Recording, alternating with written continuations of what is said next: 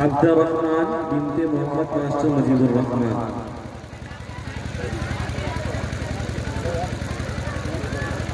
السلام عليكم ورحمة الله وبركاته.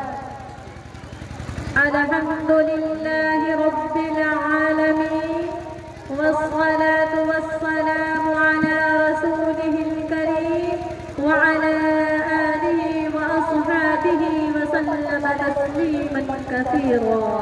أما بعد، فاتقوا الله الذي خلقكم واستعينوا على طاعته بما رزقكم واشكروه على نعمه كما أمركم يزدكم من فضله كما وعدكم.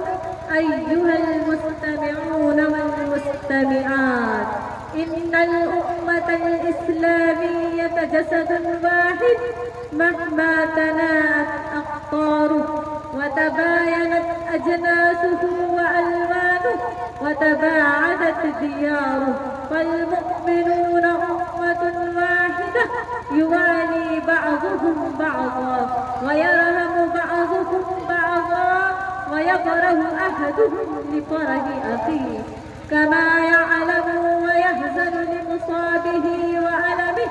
يقول الله سبحانه: والمؤمنون والمؤمنات أولياء بعض.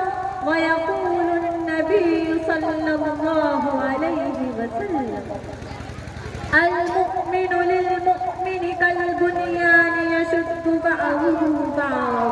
أيها الحاضرون والحاضرات، إن بعض الناس لضعف يقينهم بالله سبحانه ولما يرونه من تسلط أعداء الله قد يظن أن الكلمة صارت أبدا للكفار وأن المسلمين قد حكم عليهم بالهزيمة أبد الدهر، وهذا سوء ظن بالله.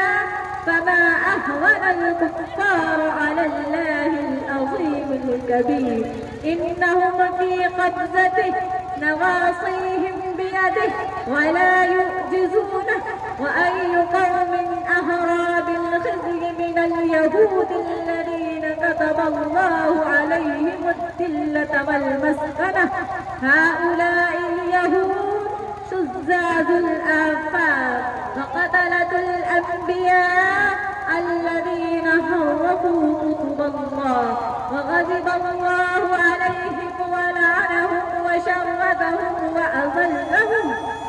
أيها المؤمنون والمؤمنات، إن نصر الله قريب المنال، ليس شيئا مستحيلا ولا أمرا من ذنوب الخيال، ولربما أخر النصر لهجم باهرة لا يهيد بها إلا هو عز شأنه.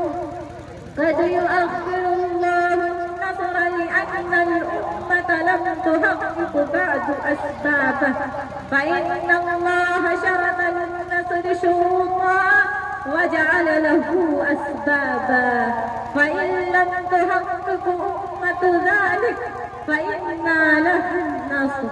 ألا وإن أول هذه الأمة الإسلامية جسد واحد وهو تواعت أقطاره وتباينت أجناسه وألوانه وتباعدت دياره، والمؤمنون أمة واحدة يوالي بعضهم بعضا.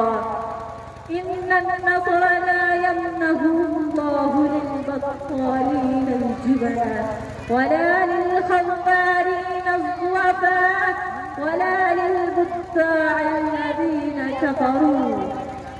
وما كان قولهم إلا أن قالوا ربنا اغفر لنا ذنوبنا وإسرافنا في أمرنا وثبت أقدامنا وانصرنا على القوم الكافرين. وآخر دعوانا